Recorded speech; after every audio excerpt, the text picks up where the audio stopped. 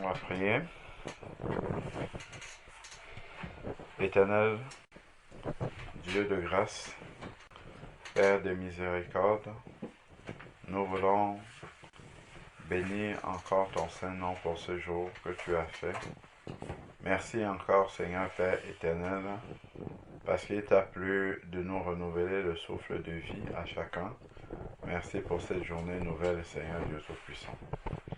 Merci, Père, pour ton esprit qui nous attire encore à toi et met en nous le désir de te rechercher encore davantage afin que nos vies soient transformées à ta ressemblance.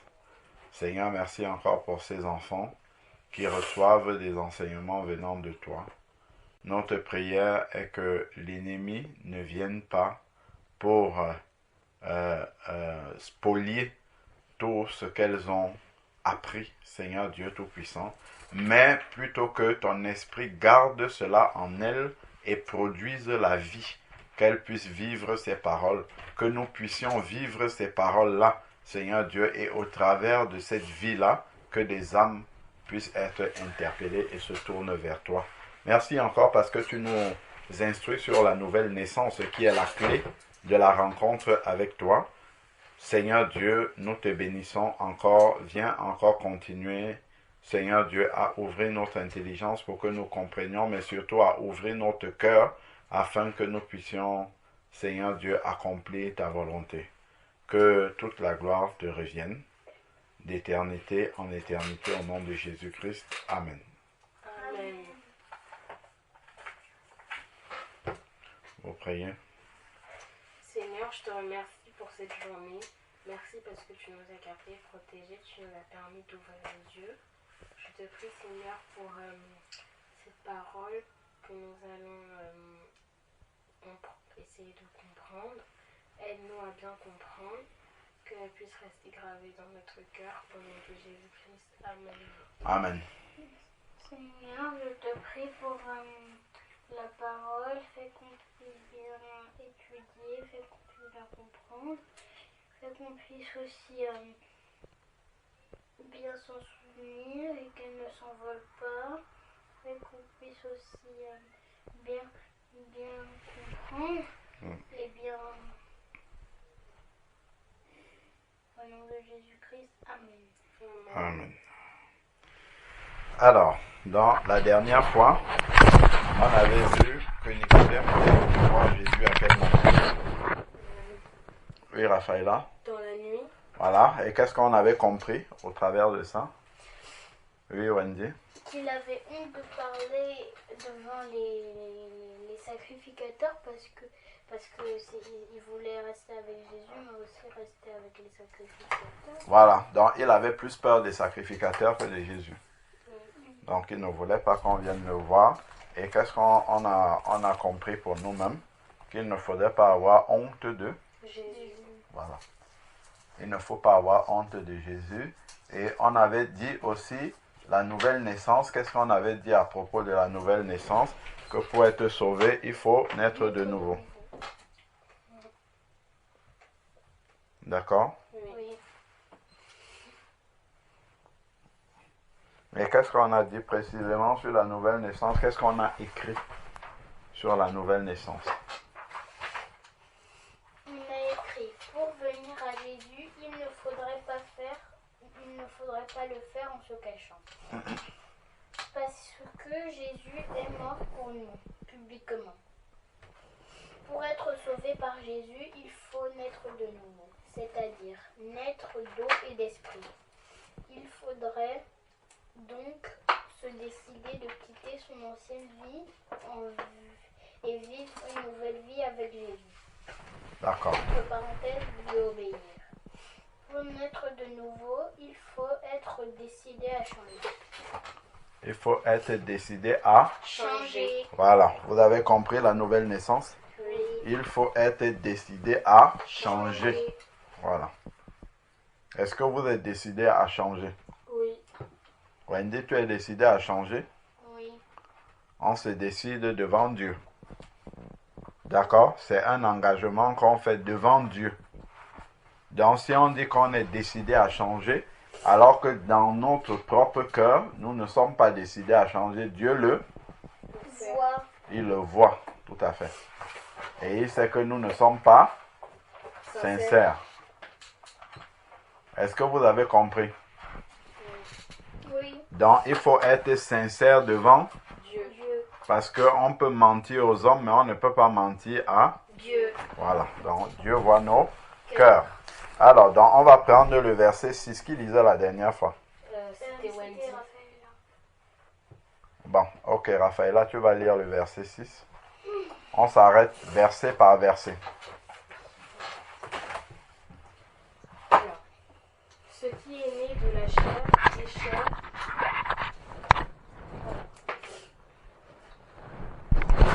Ce qui est né de la chair est chair, et ce qui est né de l'esprit est esprit. Voilà.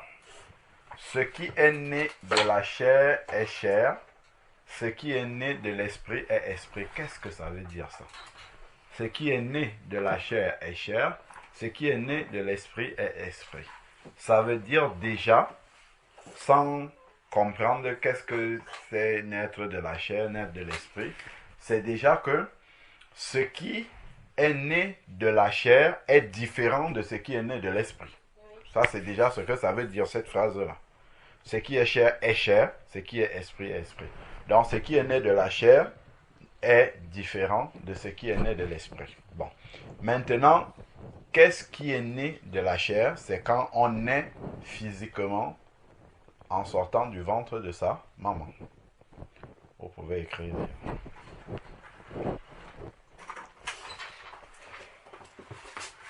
Naître de la chair. Naître de la chair, c'est la naissance naturelle du ventre de sa maman. Point. Naître de la chair,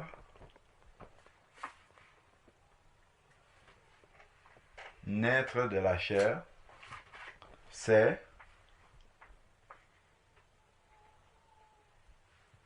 qu'est-ce qu'on a dit? On a dit que naître de la chair, c'est naturel. C'est la naissance naturelle. Naître de la chair, c'est la naissance naturelle du ventre de sa maman. Point.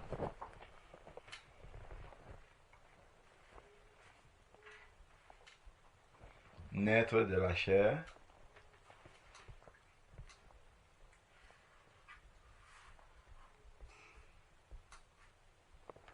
naître de la chair, c'est la naissance naturelle du ventre de sa maman. Point.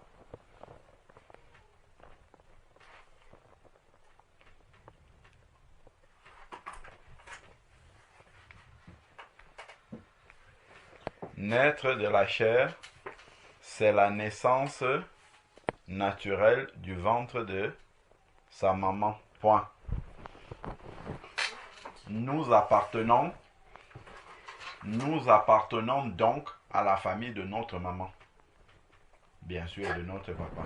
Nous appartenons, mais comme c'est la maman qui nous accouche, on reste d'abord sur la maman. D'accord? Oui.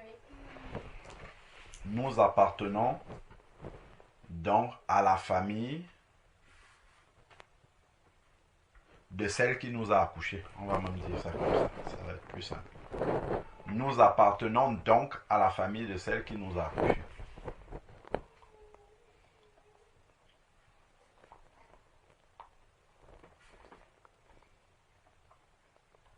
On peut mettre aussi qui nous a conçus.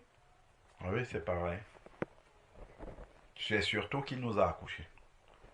Parce qu'une maman peut concevoir et l'enfant est mort-né. Donc il n'est pas vraiment né. Donc c'est plutôt qui nous a accouchés.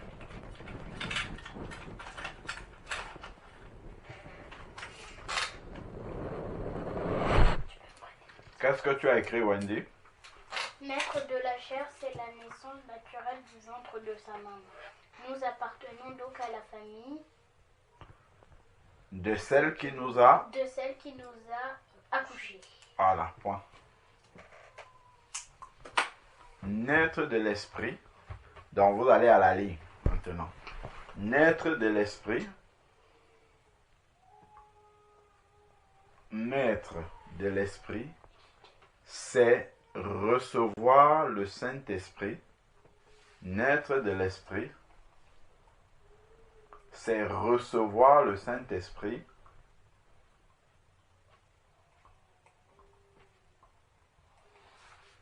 Naître de l'Esprit, c'est recevoir le Saint-Esprit.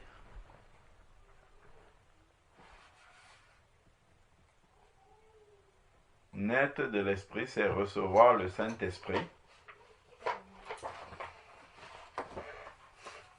Naître de l'Esprit, c'est recevoir le Saint-Esprit qui nous fait devenir enfants de Dieu. Naître de l'Esprit, c'est recevoir le Saint-Esprit qui nous fait naître. Naître de l'Esprit, c'est recevoir le Saint-Esprit qui nous fait devenir enfants de Dieu. Point barre. Point barre. Non. Point, tout simplement. Naître de l'Esprit, c'est recevoir le Saint-Esprit qui nous fait devenir enfants de Dieu. Point. Naître de l'Esprit, c'est recevoir le Saint-Esprit pour devenir enfant de Dieu. Point. Est-ce que ces deux-là, vous avez compris? Oui. Naître de la chair et naître de l'esprit. Donc, naître de la chair, on devient enfant d'une maman et d'un papa, tandis que naître de l'esprit, on devient enfant de Dieu. Qui est à la fois notre maman et notre papa Pas. spirituellement. D'accord? Oui. Est-ce que c'est clair?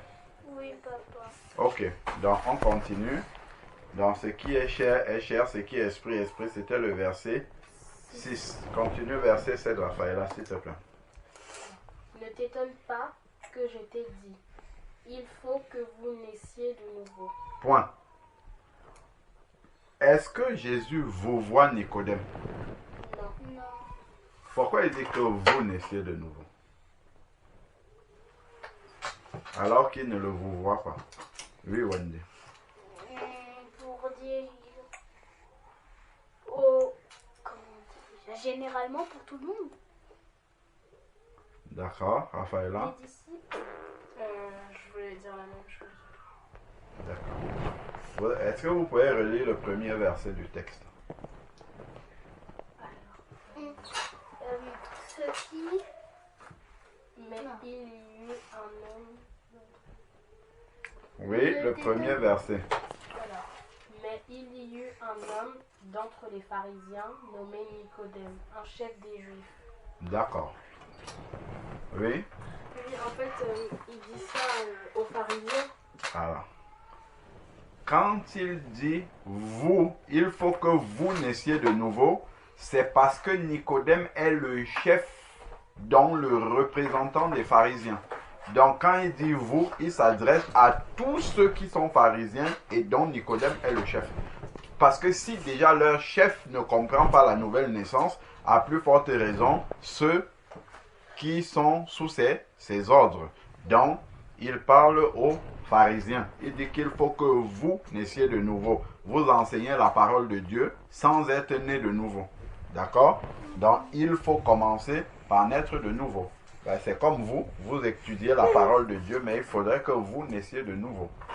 Vous qui étudiez la parole de Dieu, là. D'accord? Parce qu'il ne suffit pas de l'étudier, il ne suffit pas de l'enseigner, mais il faut avoir fait l'expérience de naître d'eau et d'esprit. Donc, est-ce qu'on a même déjà dit d'eau et d'esprit là? C'était en quelle page? Et quel verset, pardon? Naître d'eau et d'esprit, c'était quel verset?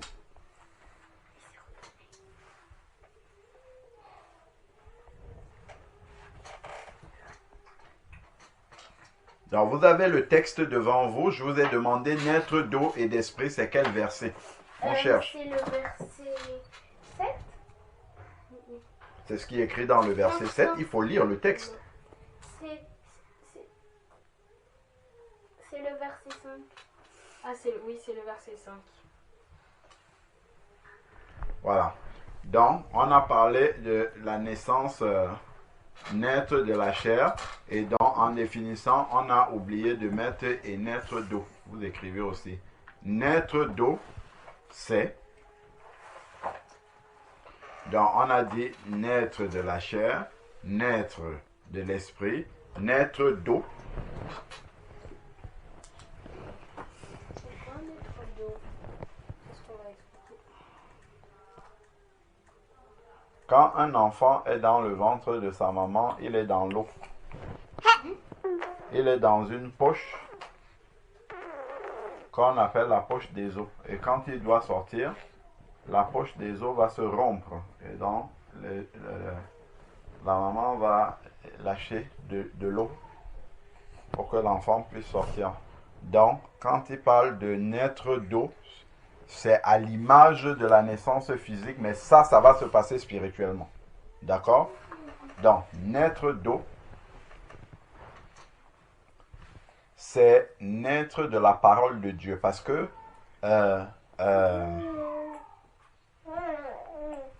la parole de Dieu est aussi appelée de l'eau.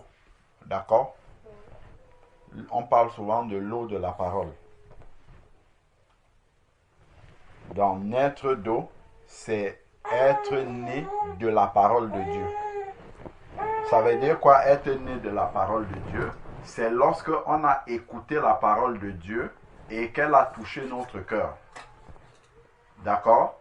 Et on prend la décision de changer. Lorsqu'on a écouté la parole de Dieu, elle touche notre cœur, nous prenons la décision de changer. D'accord? Donc, c'est la parole de Dieu qui va nous permettre, nous conduire à naître de nouveau. C'est pour ça qu'on parle de naître d'eau. Ok? Donc, naître d'eau, c'est naître de la parole de Dieu.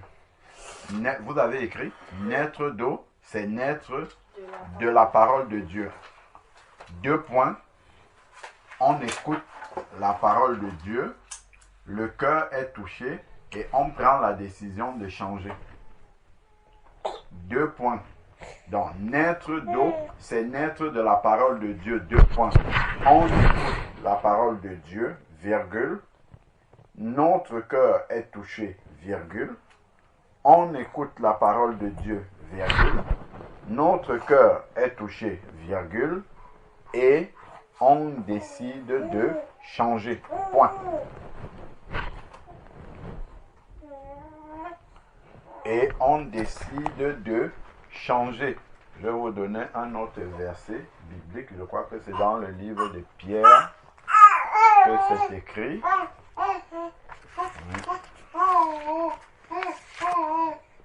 Dans le livre de Pierre.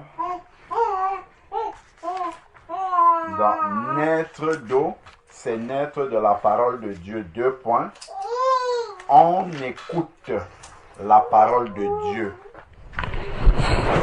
Virgule. Ensuite. Notre cœur est touché, virgule, et on décide de changer. Point. Voilà. Donc, nous prenons dans le livre de Pierre. Vous allez déjà dans le livre de Pierre. C'est à côté d'Apocalypse, on a Jean. Et puis on va voir Pierre en remontant. Alors, Apocalypse. On remonte. On a 3 Jean, 2 Jean, 1 Jean. Et après on a Pierre. Donc on va aller dans le livre de Pierre. On va aller dans le livre de Pierre au chapitre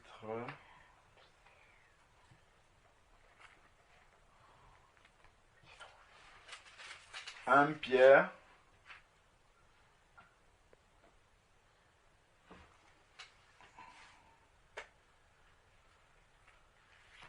C'est un Pierre ou 2 Pierre? Non, attendez.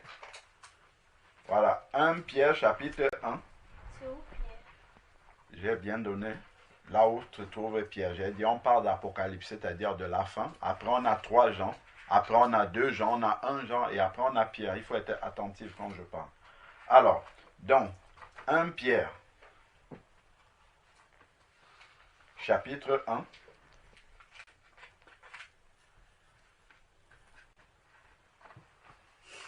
1 Pierre, chapitre 1, verset 23. Wendy, est-ce que tu peux lire? 1 Pierre, chapitre 3, verset 23. Pardon, 1 Pierre, chapitre 1, verset 23.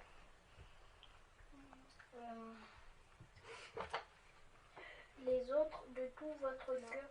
Non, je crois que tu t'es trompé. Oui, c'est chapitre 3. 1 Pierre, chapitre 1, verset 23. Chapitre 1. Votre cœur, puisque vous avez été... Ça commence à vous. 1 Pierre, chapitre 1, verset 23. Vous étiez réservé Vas-y doucement et lis correctement. Vous avez été réservé. On fait de ce que... On fait de ce salut. Non, c'est pas là, c'est pas là. Ici. C'est 1 Pierre, chapitre 1, verset 23. Vous avez été régénéré. Vous avez été régénéré, non parce qu'une semence... Non, vas-y doucement. Si tu lis vite, tu vas lire des mots qui ne sont pas écrits. Vas-y tout doucement, on ne court pas, et puis on lit pour comprendre. Vous avez été régénéré, non par une semence corruptible, mais par une semence incorruptible, par la parole vivante et permanente de Dieu. Amen. Dans là-dedans, on nous parle de naître, être régénéré, c'est naître de nouveau. D'accord?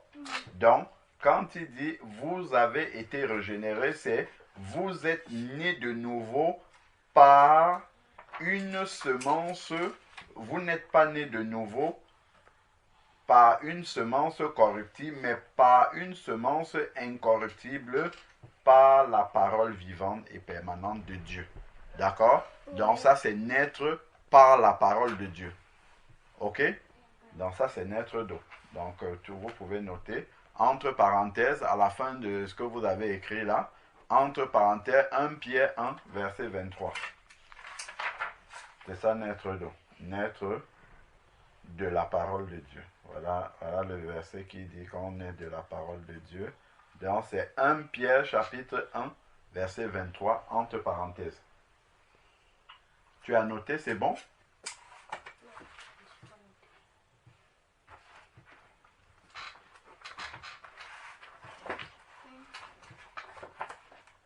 Entre parenthèses, 1 Pierre chapitre 3, verset 23.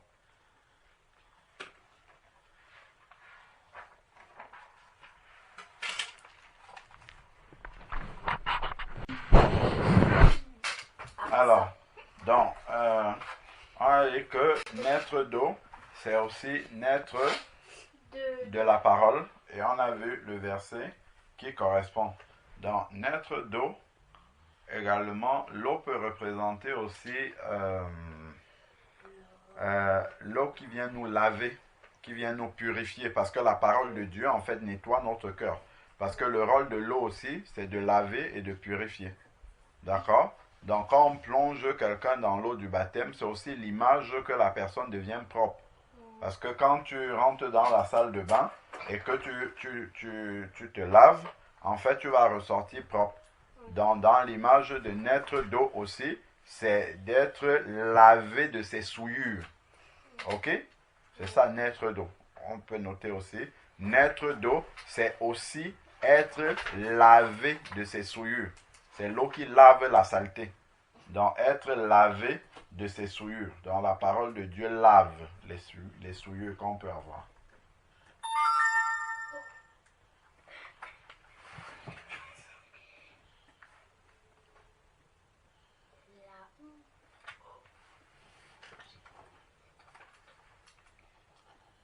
Donc, qu'est-ce qu'on a dit, Wendy? Naître d'eau, c'est aussi se laver de ses souillures. Être lavé de ses souillures. c'est aussi être lavé de ses souillures. Mais c'est quoi les souillures? C'est la saleté, les péchés. Ok? Parce que les péchés te souillent devant Dieu. Ah, ça veut dire que... Mais quand on dit que Jésus, il avait toutes ses souillures, ça veut dire qu'il fait des bêtises. Et il dit à chaque fois... C'est aussi être lavé de ses souillures. Entre parenthèses de ses péchés. Comme ça sera plus simple pour vous.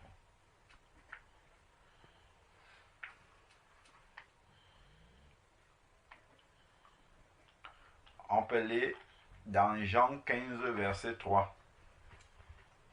Raphaëla, tu lis Jean 15, verset 3.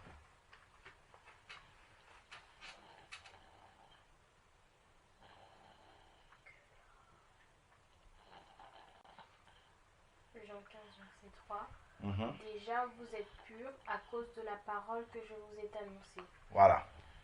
Comprenez? Oui. Être pur, c'est quand quelqu'un s'est purifié, lavé. Voilà. Et c'est la parole qui lave. D'accord? Vous êtes purs car je vous ai lavé. Donc, qu'est-ce qu'on avait dit dans la phrase là, Wendy?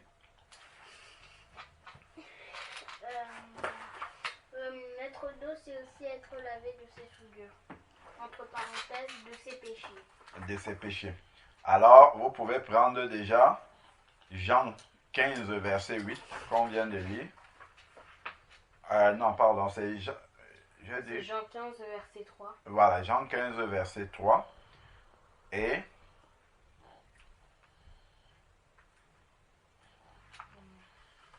Jean 15, verset 3. Est-ce que tu peux lire aussi, s'il te plaît?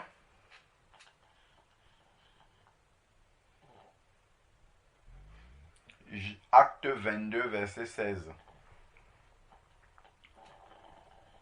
Acte 22, verset 16.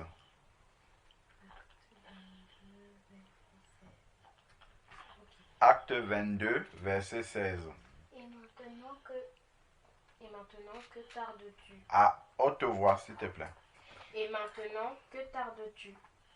Lève-toi, sois baptisé et lavé de tes péchés en invoquant le nom du Seigneur. Vous avez compris? Oui. Donc, quand quelqu'un se baptise, c'est comme s'il est en train de se laver de ses péchés. Il y a l'image de se laver de ses péchés. C'est pour ça que quand on le plonge dans l'eau, l'image c'est que les péchés restent dans l'eau et que la personne qui sort est pure. Ok? Voilà. Donc, il y a tout ça aussi dans l'eau. Le fait de naître d'eau.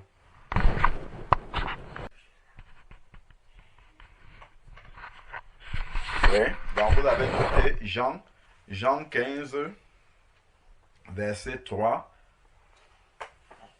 Ensuite, Acte 22, verset 16. Et Jean 2, 38. Oui. Ok? Alors, on poursuit.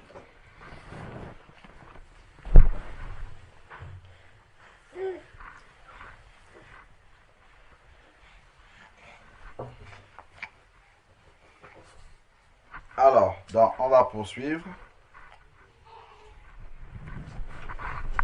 Donc, on est à quel verset? On a lu le verset 7. On a lu le verset 7. Là, on a lu juste 6 et 7. Oui. Donc, on poursuit.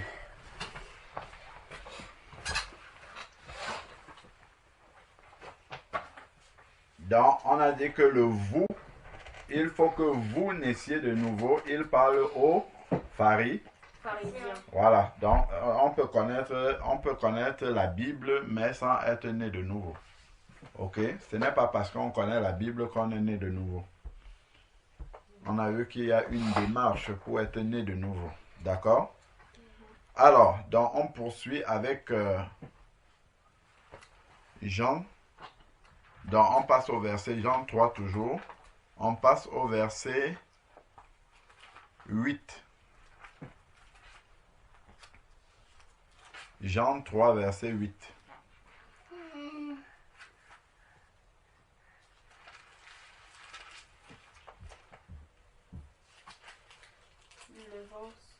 Jean 3, verset 8. Attends, Wendy, tu as trouvé? Oui. Ok. Raphaëla, tu lis à haute voix, s'il te plaît. Le vent souffle où il veut Mhm, et tu en entends le bruit. mhm. Mais tu ne sais d'où il vient, ni où il va. Il en est ainsi de tout homme qui est né de l'esprit. Très bien. Ah, j'ai compris ce que Donc, ça veut dire. il dit, attends un peu Wendy, un instant. Le vent souffle comme il veut. Ok? Et tu en entends le bruit. Donc, quand le vent souffle, on entend le bruit. Ok? Vous, ça souffle, on entend le bruit. Mais tu ne sais d'où il vient et où il va. Si tu ouvres ta fenêtre là maintenant, on va ressentir comment le vent souffle. Mais est-ce qu'on voit le vent? Non. Mais on va voir les effets du vent. C'est-à-dire que ton matelas, là, il va peut-être bouger. S'il y a des vêtements qui sont légers, là, ça va bouger. Si sur ta table, il y a des feuilles, ça va s'envoler. Ainsi de suite. D'accord? Donc, on ne voit pas le vent, mais on en ressent les effets. De la même manière, quelqu'un qui est né de l'esprit, on ne voit pas comment il naît de l'esprit. Ok? Mais par contre, on voit les changements dans sa vie. Oui? Et aussi, on voit pas Oui? d'où. Parce qu'il fait ce qu'il veut sur Terre, mais après, on ne sait pas où il va. C'est ça qu'il veut dire, non? Non, pour l'instant, là, on parle de quelqu'un qui est né de l'esprit, donc qui est né de nouveau. Et on compare cela au vent. Donc maintenant, il faut faire le rapprochement par rapport au vent. Il faut voir ce qu'il y a comme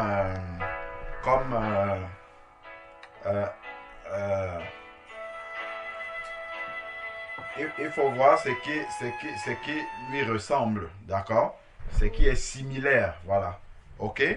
Par rapport au vent. Parce que quand Dieu, dans sa parole, prend des exemples pour comparer, il y a des similitudes. On appelle ça similitude dans des choses qui se ressemblent. Voilà, ok?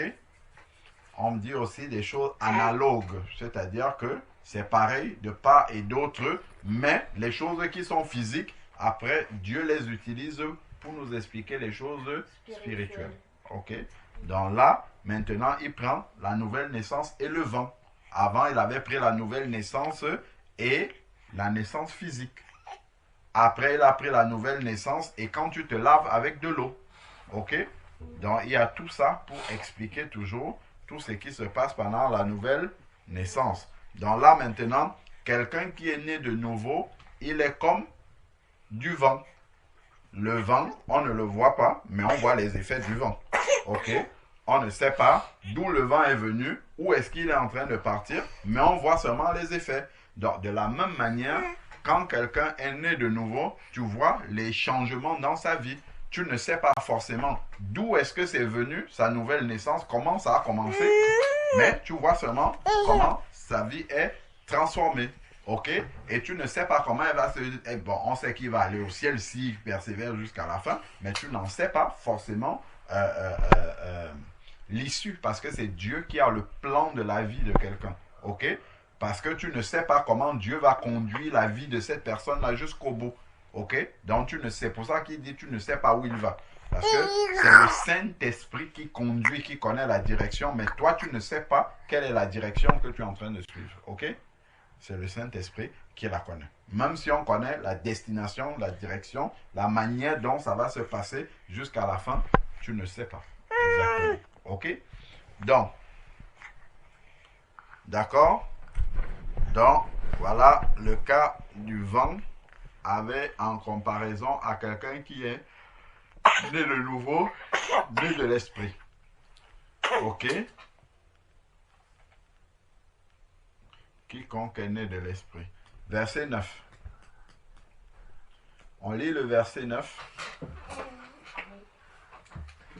Nicodème lui dit, comment cela peut-il se faire? Comment cela peut-il se Faire. Nicodème, c'est qui? Le chef des Juifs qui enseigne la parole, mais il ne comprend pas ce que Jésus lui est en train de lui. Est-ce que Nicodème peut être né de nouveau?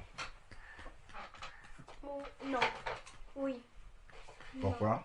Il peut pas parce que s'il ne comprend pas, il faut d'abord qu'il comprenne les choses et après. Voilà, il ne peut pas être né de nouveau parce que le langage que Jésus lui parle, c'est le langage de ceux qui sont nés de nouveau. Donc si tu n'es pas né de nouveau, on te parle le langage de ceux qui sont nés de nouveau, tu ne comprendras pas. Si on t'explique des choses spirituelles, tu ne comprendras pas. Il faut que tu sois né de nouveau, que tu aies reçu l'Esprit de Dieu pour comprendre les choses spirituelles. D'accord? Voilà. Donc, on peut même t'expliquer, si tu veux, tu vas à l'école, tu expliques à ton camarade de classe comment les rapports qu'il y a entre le spirituel et le physique, il ne comprendra pas du tout de quoi, il ne verra pas du tout le lien que tu fais. D'accord? Oui. Voilà. Donc ça, c'est quand on est né de l'esprit qu'on comprend bien cela. Ok? Voilà. Donc, où est-ce que nous en sommes? Verset 9. Nicodème demande comment cela pourrait-il se faire. Qu'est-ce que Jésus lui répond au verset 10? Jésus lui répond, tu es le docteur d'Israël et tu ne sais pas ces choses. Voilà. C'est docteur de quoi? Docteur de la Loi. Voilà. Donc tu es docteur de la parole, de la loi de Moïse et tu ne connais pas ce que je dis. Ça veut dire que, en fait, là, Jésus est en train de lui parler des choses spirituelles, mais Nicodème, lui, il connaît les choses physiques et il ne comprend pas de quoi Jésus est en train de lui parler. Ok? Voilà. Donc,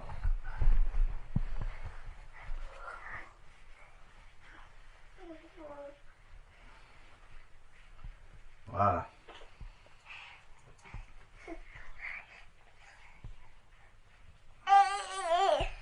Voilà.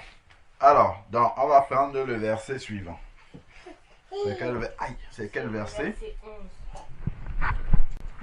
Verset 11, que dit-il? En vérité, En vérité, je te le dis, nous disons ce que nous savons et nous rendons témoignage de ce que nous avons vu. Et vous ne recevez pas notre témoignage. C'est qui les nous et c'est qui les vous? Oui. Les vous, c'est les pharisiens. Oui. Et les nous, c'est qui? Et nous, c'est ceux qui sont Et c'est ceux qui sont. Très bien. Très bien, c'est ça. Les nous, c'est ceux qui sont nés de nouveau. Et les vous, c'est vous qui n'êtes pas nés de nouveau. Donc, les pharisiens et puis d'autres qui ne sont pas nés de nouveau. Ok? C'est pour. En fait, il est en train de dire que tu ne comprends pas mon langage parce que tu n'es pas avec nous. Tu ne fais pas partie de nous qui sommes nés de nouveau. En fait, c'est ce qu'il est en train de lui dire. C'est que toi, tu n'es pas né de nouveau. Tout simplement. Ok? Voilà. On va s'arrêter là. Donc, vous notez bien qu'on s'est arrêté au verset 11. On reprendra à partir du verset 12 la prochaine fois. D'accord? Donc, on va prier. Est-ce que vous voyez des sujets de prière par rapport à ce que nous avons partagé?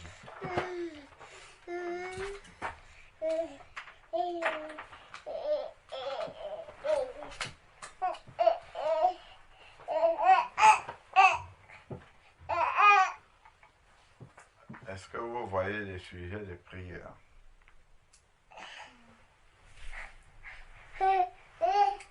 Hein, Wendy? Est-ce que tu vois les sujets de prière? On a dit beaucoup de choses. Hein? qu'on puisse naître d'eau. Oui, que le Seigneur puisse nous aider à naître de nouveau, de manière générale, ce qui suppose naître d'eau, naître d'esprit, naître de la parole de Dieu, ainsi de suite. Et surtout, on a dit, avant de naître d'eau, tout part de quoi? Oui, Wendy? De la nouvelle naissance. Oui, mais la nouvelle naissance commence par quoi? Qu'on donne sa vie à Jésus. Avant, donner sa vie à Jésus, ça c'est déjà...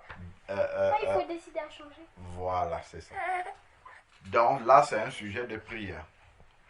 Que Dieu nous aide à être sincères de décider de changer. Est-ce que vous avez compris ce sujet de prière? Que Dieu nous aide à être sincères lorsque nous disons que nous désirons changer.